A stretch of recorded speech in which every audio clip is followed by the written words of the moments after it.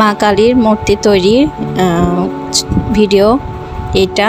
এই যে মাকে প্রথমে সাদা রং করা হয়েছে, তারপরে এখন মানে নীল রং করা হচ্ছে। এটা শ্যামা মা, এই জন্য নীল রং করা হচ্ছে, না হলে কালী মা হলে কালো রং করা হতো। তো এই তো মায়ের সাথে এখন শিব ঠাকুরকেও রং করা হচ্ছে। আর এখন আস্তে আস্তে মাকে সাজানো হবে সব রকম জিনিস দিয়ে, সোনা জিনিস, তারপরে এই যে ডাকের সাজ, মালা টালা পরানো হবে। তো এই যে মাকে আস্তে আস্তে রেডি করা হয়েছে। আসলে প্রথমে মানে কাঠাম দেওয়া হয় শনি মঙ্গলবার দেখে, প্রায় 2 সপ্তাহ আগে, মানে পূজার অমাবস্যার যে ফলহারিণী পূজা শুরু হয় তার 2 সপ্তাহ আগে।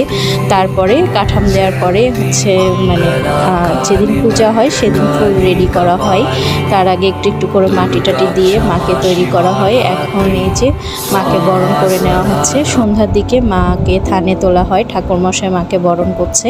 সাথে সাথে আমরাও সবাই মানে যারা সদবা আছি বা যারা বাড়ির বড় তারা সবাই মাকে বরণ করি। তো এখন এখানে বরণ করার পর মাকে মন্দিরে তোলা হবে।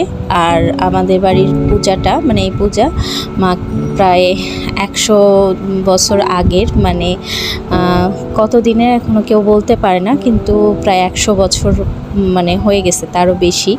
তো এই যে এখন থানে তোলা হচ্ছে মাকে। তো পূজা শুরু হবে রাত্রে, কালী পূজা তো রাত্রেই হয়, সন্ধ্যার পরে মাকে থানে তোলা হয় আর প্রহরে প্রহরে পূজা শুরু হয়। তো এই তো মানে মাকে সাজানোর পরে এত সুন্দর লাগে। আর মানে কি বলবো, এই তো হচ্ছে মানে মায়ের যে পূজার বর্ণনা এইটাই। তো কেমন লাগলো বলবেন সবাই। এই তো মাকে থানে তোলা হয়ে গেছে।